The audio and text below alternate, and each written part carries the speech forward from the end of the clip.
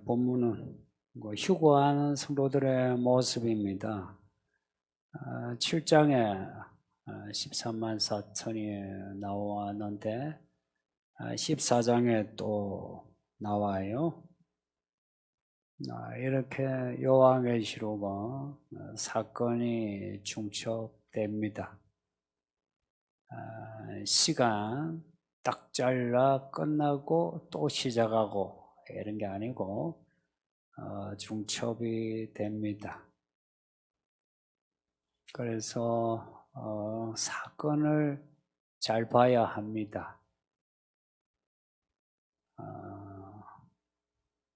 사건을 통해서 시간을 아는 겁니다. 우리 인생사도 그렇죠. 나이가 30이든 40이든 사실 그거보다 내게 일어나는 일, 주변에 일어나는 일, 사건이 중요해요. 그래서 나이가 좀 어려도 혹은 나이가 많아도 사건들을 파악해서 지혜롭게 산다면 다른 사람보다 좀 늦어도 괜찮습니다.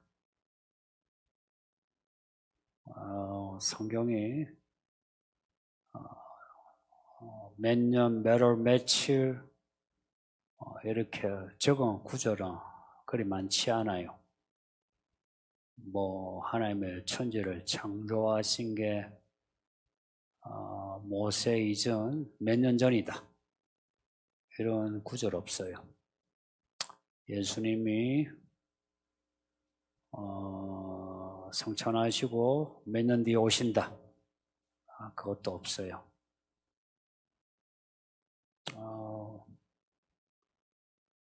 태초 전에 다 시간을 정해 놓으신 건 맞아요. 근데 우리에게 안 가르쳐 줘요. 우리에게 가르쳐 주는 거는 사건들이에요.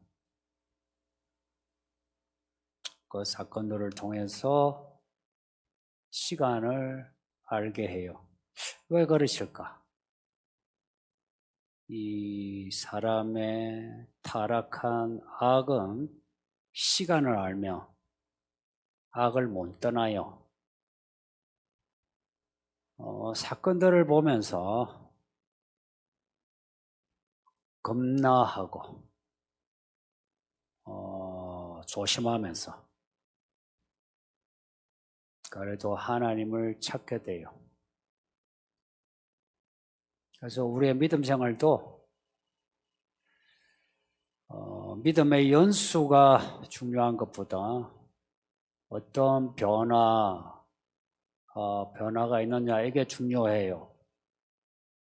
교회 일꾼을 세울 때도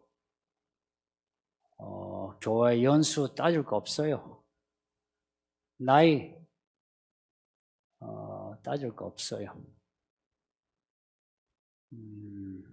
그 사람에게 어떤 사건들이 일어나느냐 이게 가장 중요해요. 이런 이야기가 예배하는 여러분들이 잘 이해가 되었으면 싶습니다.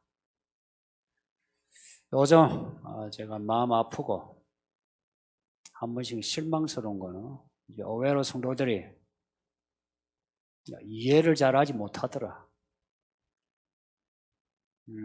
내용도 그렇지만 그 문장도 잘 받아들이지 못하더라는 점이 좀 아쉽습니다.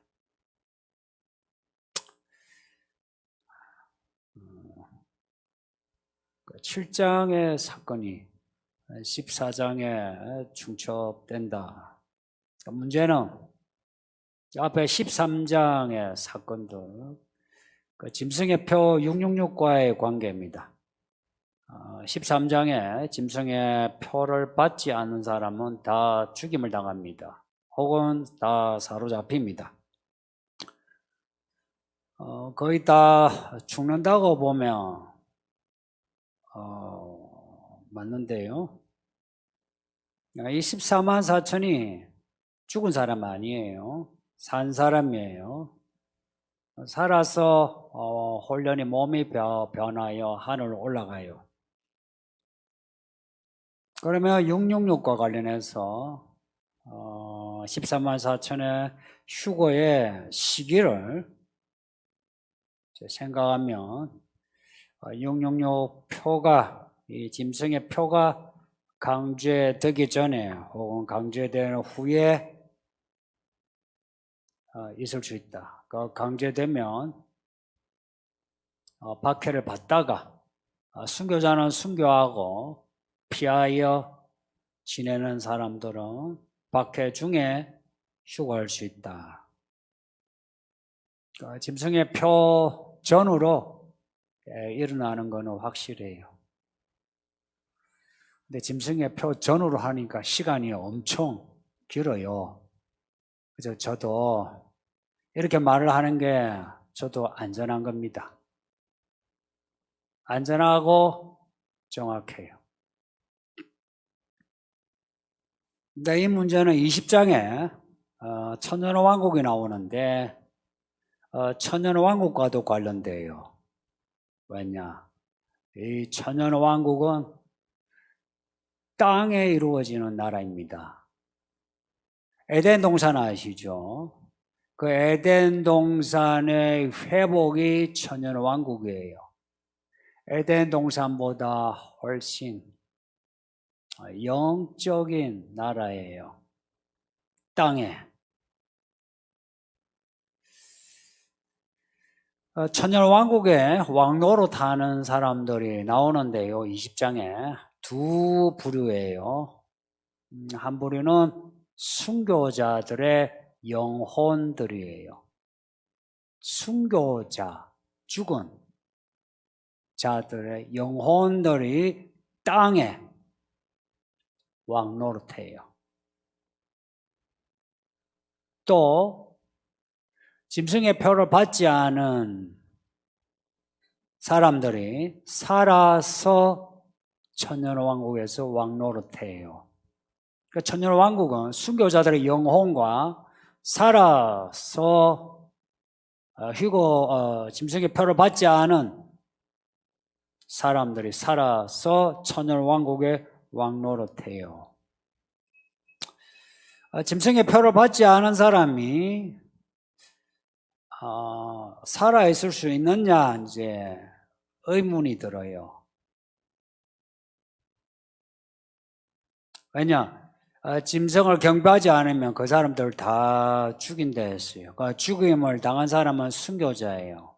숨어있는 사람은 살아서 휴거돼. 그죠? 그 사람들이 천년왕국에 왕노릇하는데 그 20장에 살아서 하는 그 구절이 좀 여러 가지 의미가 있어요. 지금처럼 이렇게 살아있는 사람 이런 의미도 되고 혹은 죽었는데 죽은 자 가운데서 살아서 살아나서 의미도 될 수 있어요. 성도님들 아직 우리에게 도래하지 않은 천년왕국과 새 예루살렘에 대한 부분은 성경의 본문 그대로 받아들이면서 우리가 그 본문을 그림으로 해서 이렇게 예측할 수 있는 거지 정확하게 알 수 없어요. 그래서 저도 이 정도 이야기 들을 수 있고 근데 이 정도 이야기 들어도 저는 시원해요. 여러분도 시원했으면 좋겠어요. 천년왕국에 대해서 그리고 심판에 대해서 새 예루살렘에 대해서 왜 구체적으로 다 알지 못하는데 시원할까? 우리가 알고자 하는 그 핵심이 뭐냐가 이게 중요하지 않을까요? 제가 계산하라 할 때 계산은 제 쪽에서 계산하는 거예요. 내가 예수를 잘 믿으면 어찌 될까? 어찌 될까 해서 구체적으로는 잘 몰라도 구원받는다. 이게 확실하면 시원한 겁니다. 구원받는데 천년왕국이 있다 없다, 뭐 새 예루살렘이 크기가 이만하다 저만하다 잘 몰라도 내가 구원받아 예수님과 함께 한다 하는 게 확실하면 시원한 거예요. 저는 시원해요. 여러분도 시원했으면 좋겠어요. 그래서 제가 모르는 부분에 대해서 잘 모릅니다 해도 뭐 답답하지 않아요. 시원합니다. 적어도 이거는 제가 말씀드릴 수 있어요. 구체적으로. 지금 내가 여기서 살면서 내가 제게 필요한 문제에 대한 답은 꼭 말씀해 줘요. 여러분도 그거 믿으셔야 돼요. 믿으셔야 해요. 왜냐? 여러분의 일이에요. 여러분에게 일어날 사건들이 일어나야 14만 4천의 이 시온산의 사건이 여러분의 일이 돼요. 중간에 사건들이 없는데 그 덩어리만 내가 가지고 싶다. 그럴 수 없어요. 영화의 마지막 장면은 앞에 이야기가 플롯이 중첩이 되어서 끝에 결론이 나오죠. 똑같아요. 구원도 앞에 일들이 일어나야 뒷일이 일어나요. 성도님들, 지금 내게 일어나야 할 믿음의 사건들 일어나야 성경의 결론이 내 결론이 된다. 그렇게 믿으세요. 이 교회 목사인 제가 이렇게 가르치는데 다른 소리 하면은 그 교회를 해치는 사람이에요. 그러면은 저주받아요. 6장 보면 5죄인에서 순교자들이 제단 아래에서 심판을 간청해요. 예수님 빨리 오소서, 빨리 심판하소서, 나의 억울함을 빨리 풀어주소서 해요. 얼마나 억울했으면. 그리고 그들이 믿는 예수님이 어떤 분인지 얼마나 자랑스러우면 빨리 심판하소서 이럴까 해요. 그때 하나님이 하신 말씀이 기다려라. 너희처럼 순교자의 수가 차기까지 기다려라. 성도님들, 저는 그 5죄는 그 내용이 요한계시록 이야기에서 가장 울림이 커요. 꼭 저보고 하는 소리 같아가 겁나요. 너도 죽어라. 그 하나님이 때를 기다리시는데 무슨 때냐 하니까 순교자의 수가 차기까지. 그 예수님의 죽음을 생각하면 예수 따라 죽는 그 아벨의 피로부터 이 죽음이 차기까지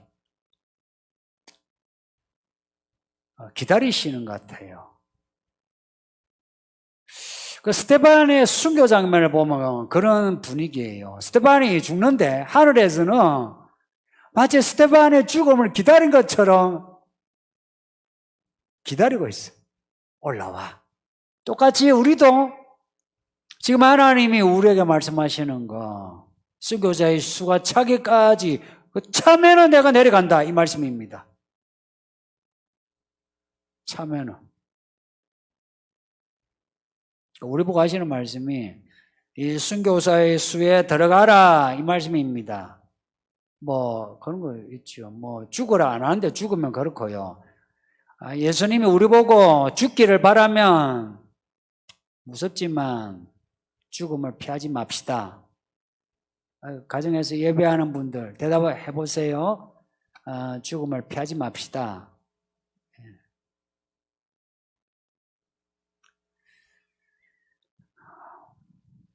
자꾸 이렇게 대답을 하면서 용기를 이제 키워나가는 겁니다. 뭐 이게 100% 진실성은 없어도 정말 짐승의 시대에 많은 사람이 순교할 겁니다. 줄 서서 순교할 겁니다.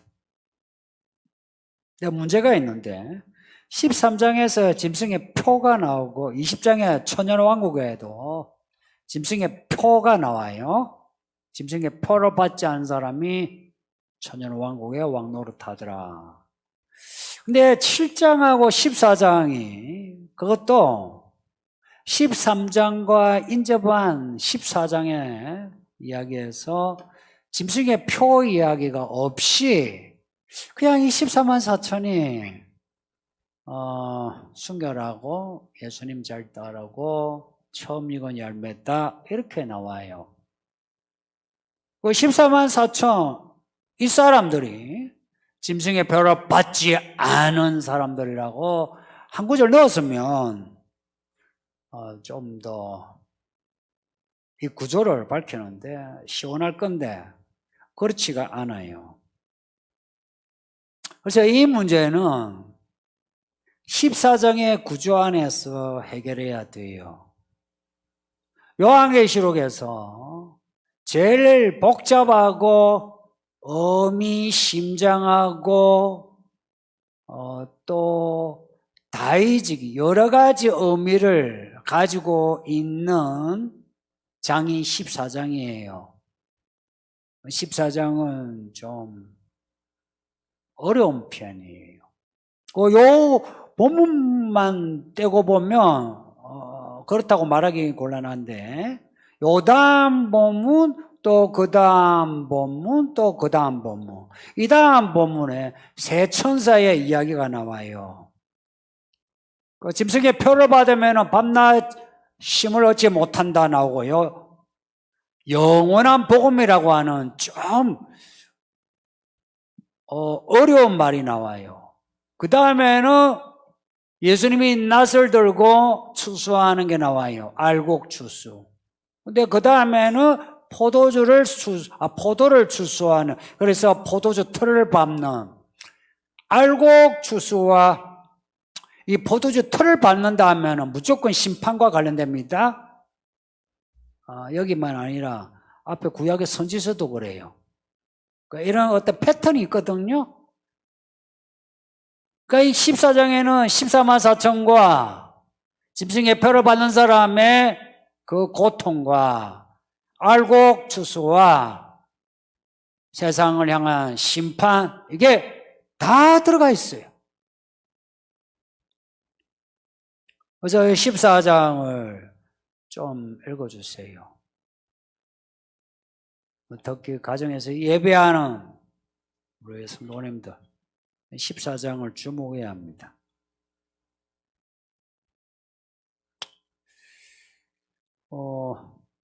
뒤에 이야기했으니까 이어서 이야기해야 되겠네요. 알곡 추수가 있고 이제 세상을 향한 포도주 틀을 밟는 진노의 심판이 있는데 반복해서 말씀 들었지만 일곱째 나팔의 일곱 대접 때는 이게 이제 대환란 때인데 14만 4천 하나님의 인침받은 사람이 다 휴거되고 땅에는 무시무시한 심판이 진행이 되는데 알곡이 거의 없어요.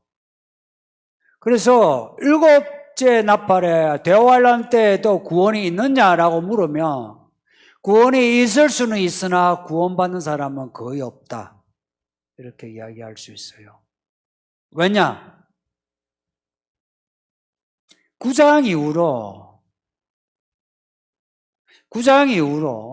이 하나님의 종말의 사건들이 중첩되면서 사람들에게서 볼 수 있는 특징이 하나 있어요. 회개하지 않더라. 이게 반복돼요. 이 회개하지 않더라는 것은 두 가지예요. 나 회개하기 싫어. 내가 뭘 잘못했어 하고 또 고개 쳐들고 악을 저지르는 그 다음에는 회개하고 싶어요. 나 이래 살면 지옥 갈 것 같아. 나 빨리 회개하고 싶어. 회개하려고 하는데 회개가 안 돼요. 다 경험해 보셨죠?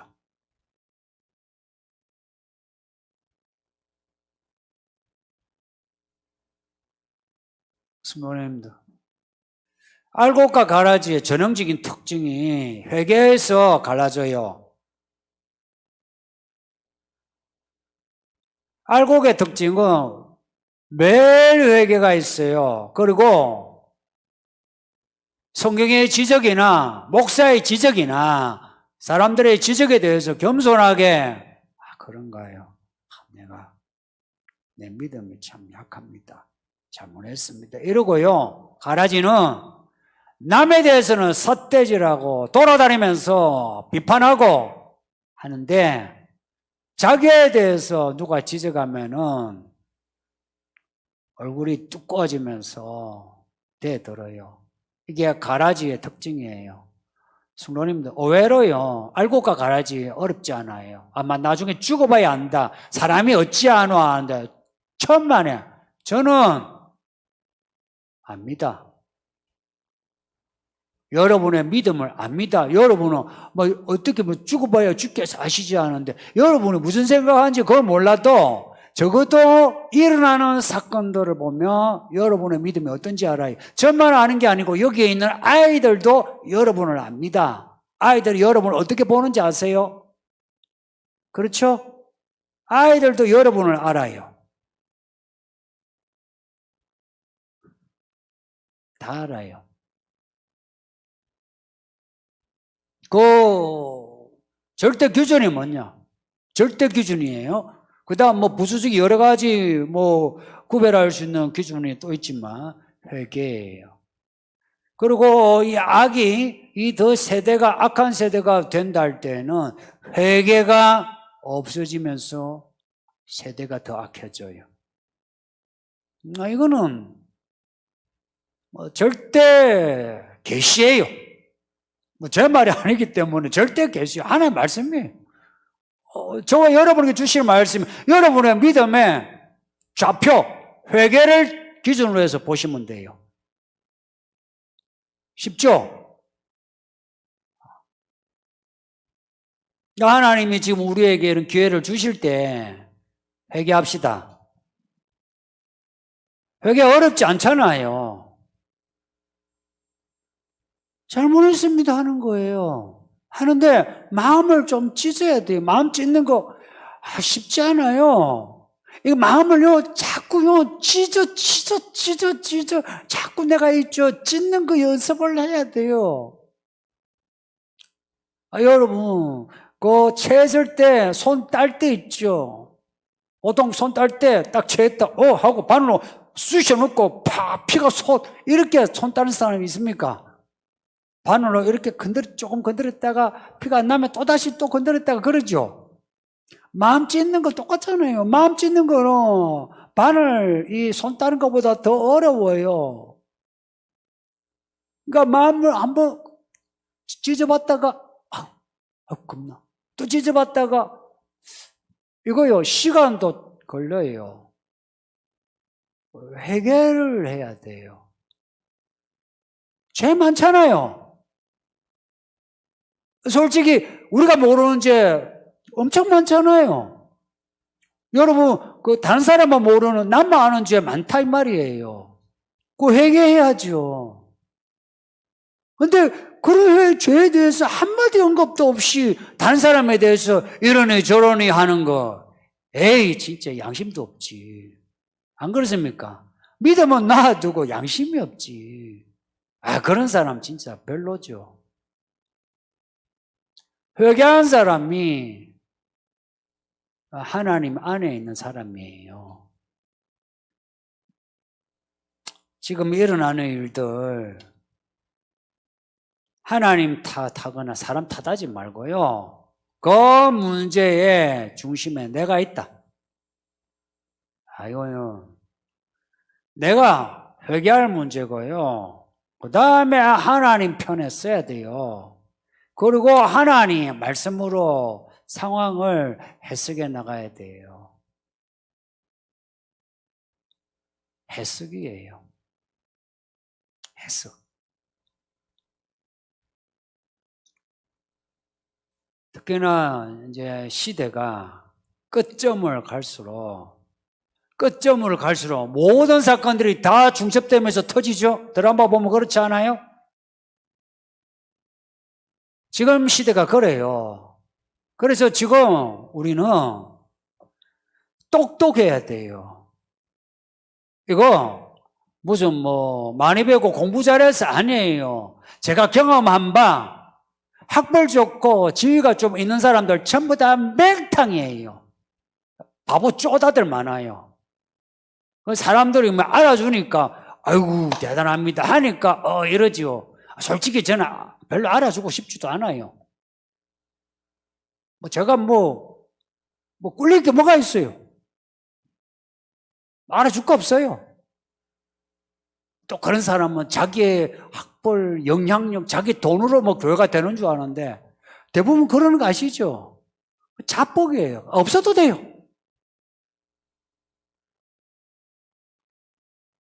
교회는 하나님 교회가 확실해요. 이거 내가 하나님 사람이 되는 게 중요합니다. 내가 하나님 사람 되는 게 중요하다고. 어떻게 되느냐? 요한계시록 결론이 뭐냐? 매일 두루마기를 빠는 자는 복이 있다 그래요. 얼마나 쉬운 말씀입니까? 매일 회개한 사람은 복이 있다. 천국이 저의 것입니다. 이 정말 단순 명료한 천국의 길을 갑시다. 같이 갑시다. 교회는 같이 가는 거예요. 같이 갑시다. 또 우리 가정에 예배하는 여러분들, 자녀 잃어버리지 마세요. 여러분의 부모 잃어버리지 마세요. 해서 매일매일 회개하고요. 매일매일 이 말씀 읽고 듣고 씨가 심겨지고 싹이 나고 꽃이 피고 열매 맺는데 그 스토리가 이어져야 되죠. 길가에 떨어지고 끝. 돌밭에 떨어지고 끝. 떨기나무 떨어지고 끝. 하면 안 되죠. 이 이야기 다 이겨내야만 해요. 근데 이겨내는 거 어렵지 않아요. 내가 예수 따라가려고 하면 됩니다. 단순하게 나 예수님 따라가야지 하면 됩니다. 따라가다가 넘어지고 자빠지고 좌우로 한번 왔다 갔다 해도 돼요. 다시 돌아오면 돼요. 그리고 따라가면 돼요. 한번 가보세요. 사건들이요 달라지면서 사건들이 소멸되는 거 없이 헛되어되는 거 없이 중첩이 되면서 그 사건들이 서로가 시너지 효과를 주면서 그 사건들이 씨를 하나 심었는데 30배, 60배, 100배가 되듯이 그 하나하나 사건은 별거 아닌 것 같은데 사건들이 연결되면서 100배가 된다니까요.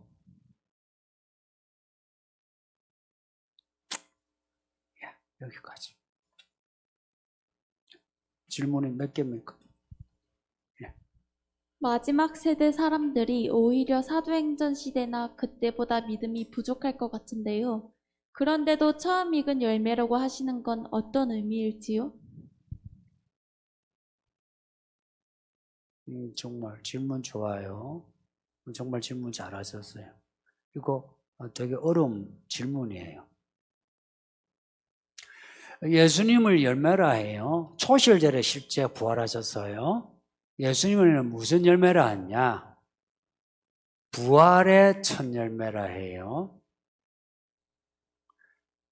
열매할 때에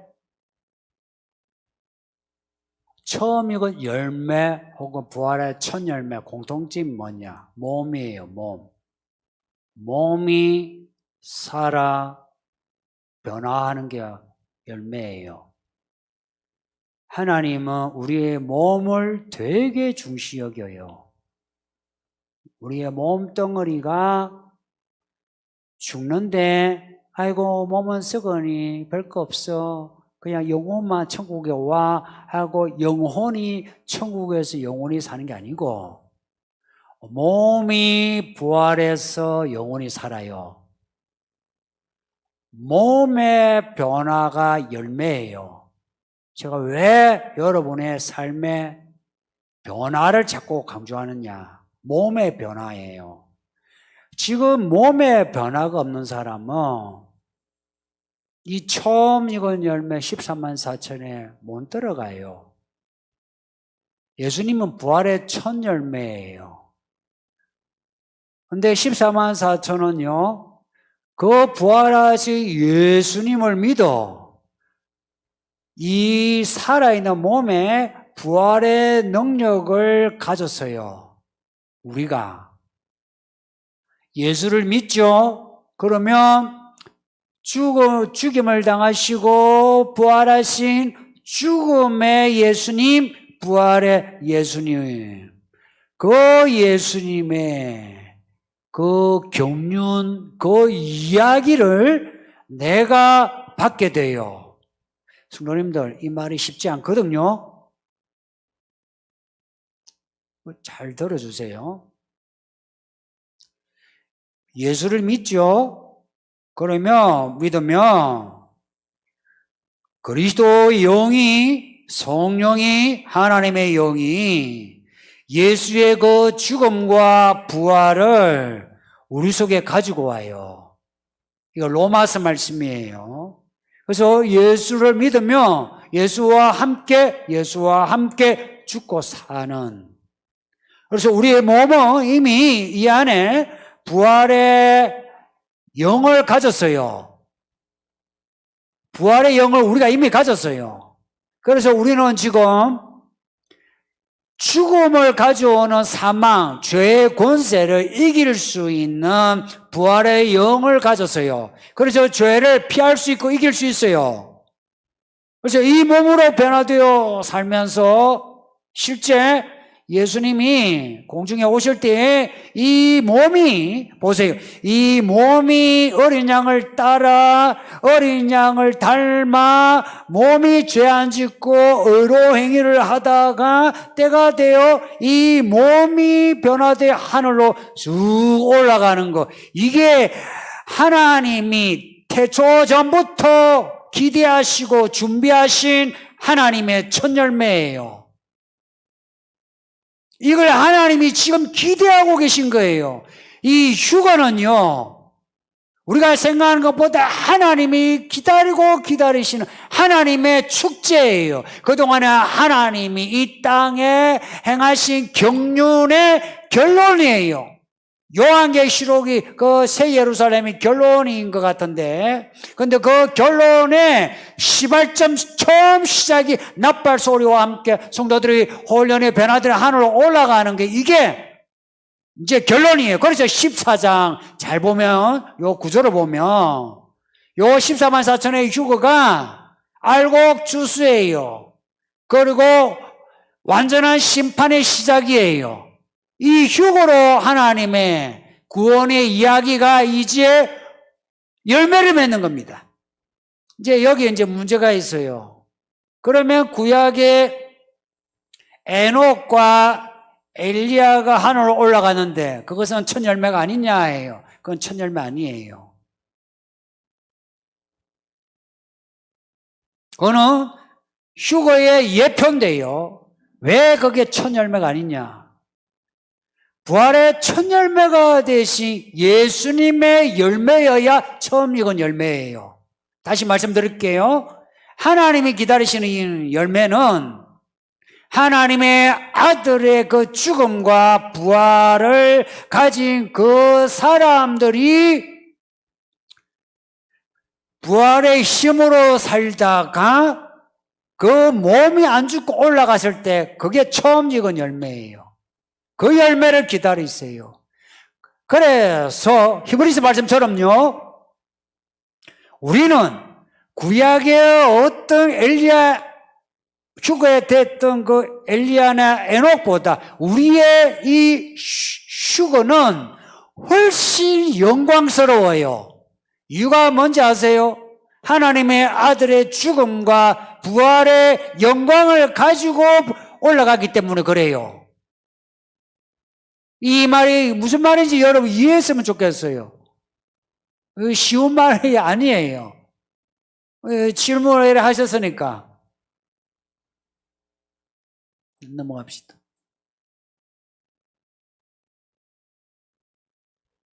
설교 말씀 중에 예수님께 투자하라고 하셨는데 무엇으로 투자해야 하는지 구체적으로 알려주시면 감사하겠습니다.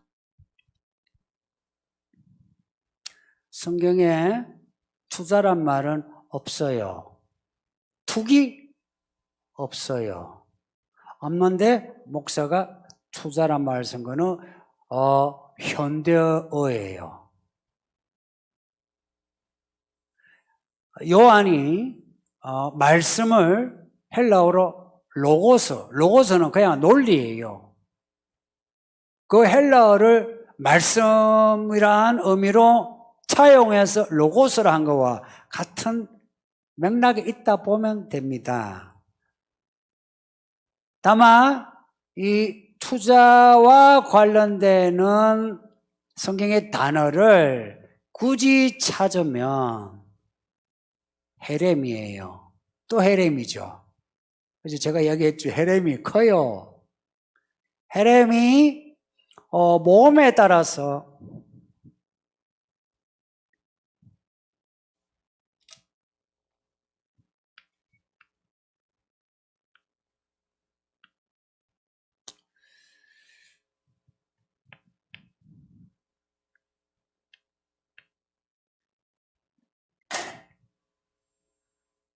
이거는 합시다.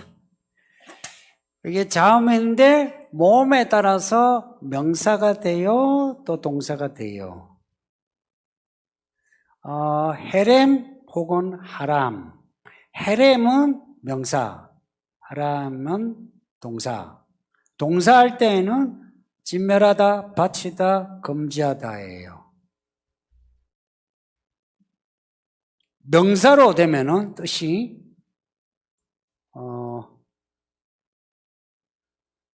다 맡기다, 쏠리다 이런 의미예요.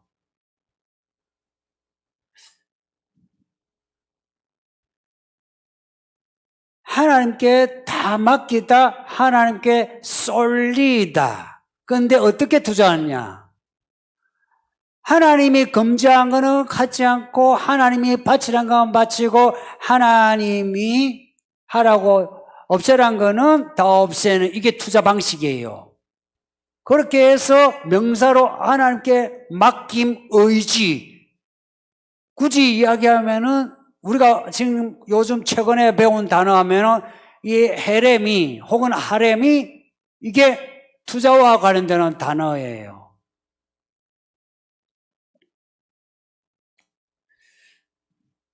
이 투자 무엇으로 투자해야 되는지, 무엇으로 투자해야 되느냐? 예수님이 하신 말씀이 이게 있어요. 나중에 추수를 하는데 하나님이 심어준 거, 심으신 거 말고는 전부 다 잘라 소멸한다 해요. 하나님이 심으신 것만 거둔대요. 이게 뭐냐? 보통 투자는 내가 가진 것을 내가 직접 투자를 하죠. 제가 말하는 투자는 그거 아니에요. 여러분이 가진 거 별 필요 없어요. 가끔 여러분의 지식과 여러분의 직업과 여러분의 돈에 대해서 자부심이 있는데 그냥 다 가져가세요. 얼마나 잘 되나 봅시다. 다 가져가세요. 그거 이 교회에 심어봐야 독만 돼요. 그런 거 심으면. 제가 그냥 하는 말 아니에요. 제가 맨바닥에서 했기 때문에 별 겁나는 거 없어요. 하나님이 심은 거 아니고는 투자가 안 돼요. 투자의 자원이 뭔지 아세요? 하나님 것으로 투자해요. 우리가 하나님의 것으로 투자를 해야 돼요. 질문 누가 하셨는지 손 들어보세요. 예, 정말 잘하셨어요. 또 뒤로 보신다. 아, 정말 질문 잘하셨어요. 투자, 여러분 것으로 투자하라는 거 아니에요. 하나님의 것으로 해야만 돼요. 여러분의 것으로 하면은 그 독버섯이에요. 죽어요. 하나님의 것으로 해야 돼요. 그러면 여러분 하나님의 것을 가지고 있습니까? 하나님의 것을 가지고 있어요? 하나님에게서 여러분이 지분을 받아야 돼요. 달란트 주신 거, 뭐나 주신 거 아시죠? 하나님 우리에게 맡겨주신 달란트가 있어요. 그걸 받아야 돼요. 공짜로 줘요, 그거. 여기 질문하신 분은 내가 돈을 얼마나 내야 되느냐, 10만 원 내면 하나님이 100만 원 주시느냐, 그런 질문일 수도 있죠. 근데 제가 아침에 투자하라 하면은 그게 아니고, 앞에 설교할 때 제가 분명 그 이야기 했을 거예요. 하나님의 말씀으로 생각을 하라고. 그 말씀을 생각해서 하나님의 그 지분을 가져야 돼요. 말하자면 하나님 기업을 가져야 돼요. 그게 뭔지 아세요? 여러분이 읽은 말씀이에요. 이 말씀을 읽고, 나 이 말씀을 믿어. 나 이 말씀을 살 거야 하면서부터 여러분의 투자가 시작이에요.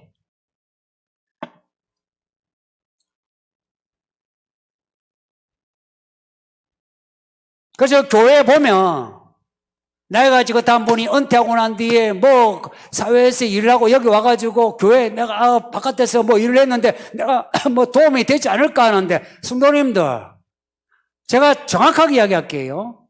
이 교회에 유빈이나 성주나 여기에 재정 맡기고 여기에 미디어 맡기고 교회 요 일 맡겨도 충분히 해요. 아세요? 여러분의 경륜 별로 필요 없어요. 괜히 우리가 크게 생각하는데, 여러분이 가진 거 별로 투자할 거 없어요. 제가 목회하면서 저는 하나님께 제가 가진 거, 제 재주 같은 거, 그런 거 하나도 없어요. 하라고 해서 하는 거예요. 그 다음 문제예요. 왜 라오디게아 그 교회에 대해서 말씀하면서, 야, 네가 그래 돈이 많냐? 근데 너 눈 먼 거 모르고 네 벗은 거 모르네. 야, 돈으로 사라 그래요. 이제 여기서 문제예요. 우리가 완전하면 그대로 받아들이고 순전하게 살면 돼요. 근데 우리가 이 받아온 말씀을 내가 순종하는 데 있어서 다니엘은 목숨을 건 거 아시죠? 우리가 말씀을 지키는데 하나님이 하라고 하는 걸 하려면은 시간을 바치하고 돈을 바쳐야 되고 바쳐야 되는 거예요. 투자의 그 내용은 우리 거 하나도 없어요. 하나님의 말씀으로 투자해요. 그 다음에 그 말씀으로 투자하는데 헤렘이라 말을 한 이유는 온전히 바치고 온전히 지매라고 온전히 하지 마라 하는 거, 그것을 내가 하는 거예요. 하는데 아간처럼 이건 내 돈인데 내 것인데 이러면 안 된다는 거예요. 내 거다 싶어도 하나님이 만지지 말라면 만지지 않고 하나님께 바쳐야 되는 거예요. 여러분 돈이 여러분 걸로 여겨지죠. 그러니까 힘들죠. 저는 여러분이 10,000원짜리 한 장도 헌금하는 거 정말 큰 돈이라 여겨요. 여러분 가난이 뭔지 아세요? 가난한 사람은요, 정말 가난해 본 사람은요, 1,000원 한 장, 그 헌금을 그냥 10,000원대 1,000원으로 안 봐요. 1,000원이나 100만 원이나 같이 보여요.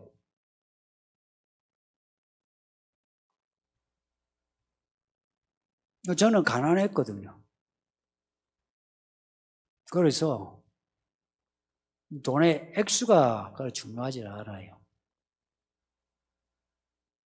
내가 하나님께 말씀대로 살려고 하는데, 살려고 순종하는데 거기에 따른 행동은 해야 되는 거죠. 여러분 주식 해보셨어요? 근데 주식한 분들에게 물어볼게요. 주식하고 남들이 하라고 해서 주식 해가지고 성공한 사람 손 들어보세요. 봐요. 아무도 없잖아. 손 들어보세요. 아무도 없어요.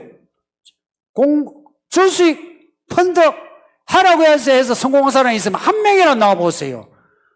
한 명도 없어요. 없을 수밖에 없어요. 왜 그런지 아세요? 투자를 했으면 공부를 해서 타이밍을 잡아야 돼요. 공부를 해야 돼요. 똑같이 우리가 이 말씀을 받아서 이 말씀으로 내가 내 인생을 바친다. 투자예요. 그때부터는 이 말씀을 지키기 위해서 우리가 방식을 공부하고 하지 말을 거 하지 말고 해야 될 거 하고 이런 것을 해야 내가 있죠. 이 투자의 열매가 있죠. 남이 주식가 하려 해가지고 펀드 매니저가 하려 해가지고 성공한 사람 없는 거 아시죠? 다 실패했잖아. 성공했으면 나와서 성공했다고 감사 찬양했을 거예요. 아무도 없어. 맞죠? 그죠? 실패하고 난 뒤에 이런 거 아니에요. 내가 돈에만 미쳤어요. 내가 하나님을 찾아야 되는데 이러잖아요.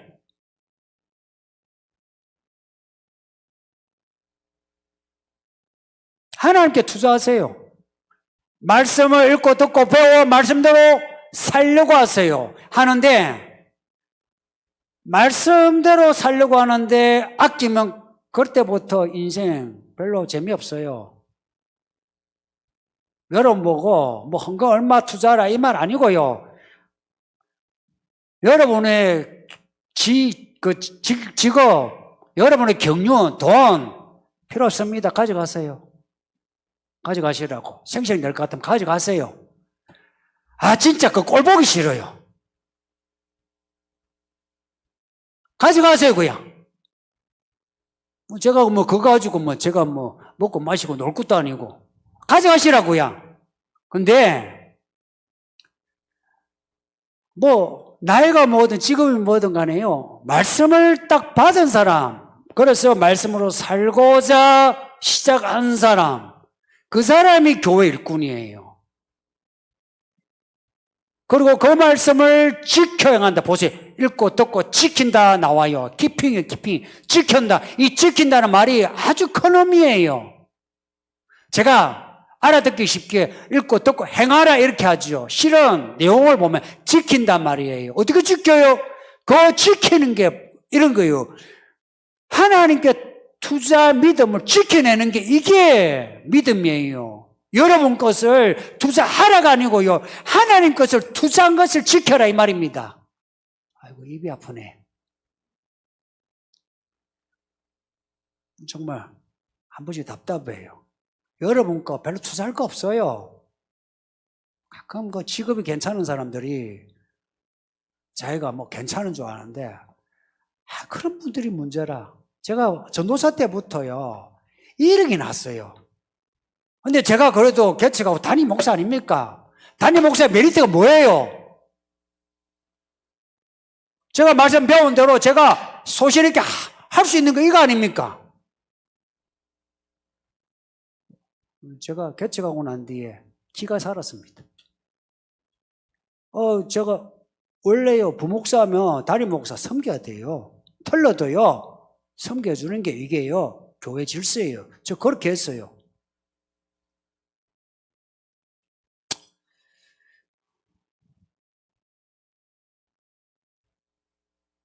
말씀을 읽고 듣고 소명을 받아 살고자 결심하는 게 투자입니다.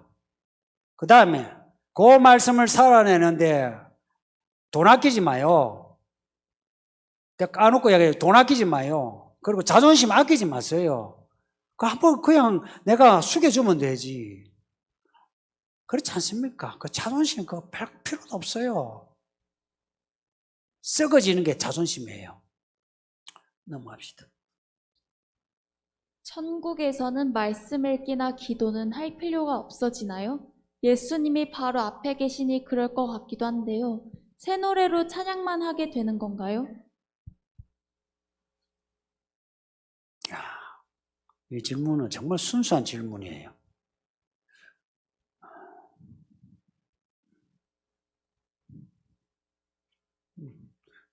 천국에는 성경 공부 없어요.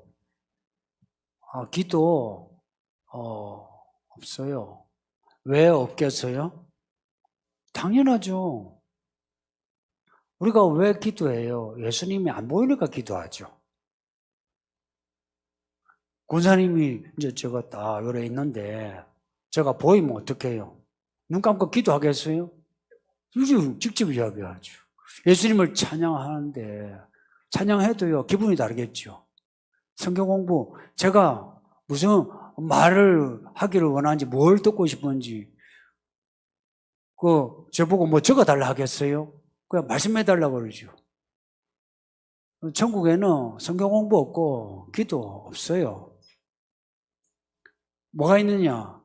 찬양이 영원해요. 근데 고린도전서 13장에 유사한 말씀이 있어요.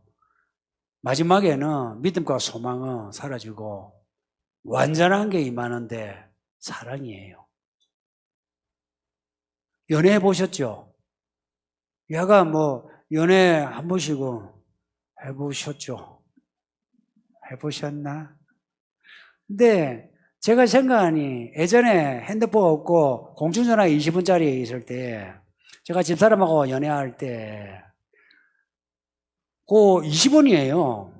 그걸 200원어치도 썼어요. 전화, 공중전화 200원어치를 썼다는 거 10통화를 한 거야. 그러면서 근데 무슨 말 하는지 내용이 없어. 아무 내용이 없어. 무슨 내용이 있어요? 그리고 밤에 또 뭐 통하거나 아니면 만나가 뭐 이야기하는데 어디 가서 뭐 차라도 마시고 이야기하는데 생각해 보면은 뭐 이야기 알맹이가 하나도 없어요. 그 무슨 이야기를 하는지 하여간 하루 종일 걸려. 그리고 집사람하고 지금까지 살아오는데 지금까지 이래 살면서 집사람하고 무슨 신학지고 사회과학지고 인생 심층 깊은 이야기를 그 방에서 우리가 같이 사니 부부의 사랑을 깊이하기 위해서 우리 이야기 좀 하자 하면서 책을 나누고 그럽니까? 책을 이렇게 편지가 없어요. 펼쳐놓고도 집사람 오면 덮어놓고 이야기하지. 그 사랑이 영원히 간다 생각해 보세요. 왜 영원한지 천국은 완전한 거예요, 다. 그래서 이 완전함이란 게요, 뭐 완전하기에 더 이상 역동적인 것이 없는 완전함이 아니고요. 그 완전함이란 건요, 모든 것을 완전케 하는 역동성을 가진 완전함이에요. 말이 어렵네. 이 완전함은요, 모든 것을 완전케 하는 완전함이에요. 그래서 천국에는 하루가 천년 같고 천년이 하루 같아요. 그러니까 10통화를 했는데 또 전화 저녁에 또 해야 돼. 혜지야, 엄마 아빠가 그렇게 연애했단다. 10통화를 했는데 저녁에 또 해야 돼요. 근데 아무 내용이 없어. 생각나는 내용이 없지. 아무 내용이 없어요. 그냥 천국에서 그렇게 사는데 하나 다른 점은 내용이 딱 예수님으로 고정이 돼요. 예수님이에요. 무슨 내용을 하든지 예수님만 생각하면요 모두가 말이 많아져. 천국에는 말이 많아져요. 예수님, 우리 예수님, 예수님, 우리 아버지 하나님, 예수님. 이게요, 곡조가 있어서 찬양, 곡조가 없어서도 찬양. 이게 영원해요.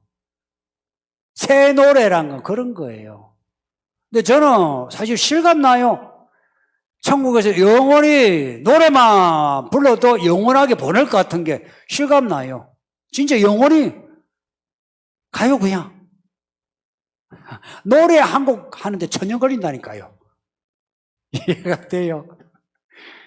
얼마나 예수님에 대해 할 말이 많으면 너와 내가 이야기 한번 하는데 시간을 잰다면 천년이 간다 이 말이에요. 집사람하고 연애하는데 10통화를 했는데도, 아우, 시간이. 그래서 제가 학점이 안 좋았어요.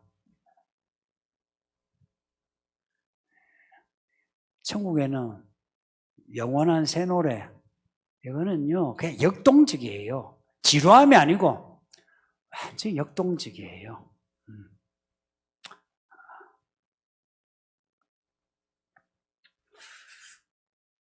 구약에서는 헤렘으로 이야기할 수 있고요. 아까 투자에 대해서 신약에도 한마디 해야 되겠어요. 신약에서 투자와 관련되는 거는 씨 뿌리는 비유에 씨 뿌림이에요. 심음.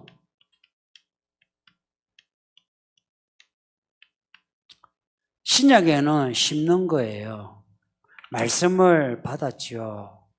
말씀을 내 인생에 심으세요. 말씀을 심으세요. 여러분의 꿈을 별로 실을 거 없어요. 저도 꿈이 많았거든요. 근데 그거 하나도 소용없어요. 말씀을 받고 그걸 가지고 내 인생에 하나님이 뭘 하라고 하시네, 그걸 심으세요. 그러지 않으면 전부 헛것입니다. 그걸 심고 그걸 가꾸는데 물을 투자하세요. 그러면 가꾸는데 비료를 사서 투자하세요. 그러면 투자가 심는 것에서부터 그걸 가꾸고 열매 맺기까지에 필요한 모든 그 노력이 그 투자라면 투자네요. 그걸 하세요. 그러니까 신약은 뿌린다 할 수 있고요. 구약은 헤렘이라 할 수 있고요. 끝이죠. 예. 그냥 말씀을 생각하면서 우리 합심해서 기도합시다. 다 같이 1분 정도 짧게 기도합시다. 기도합니다.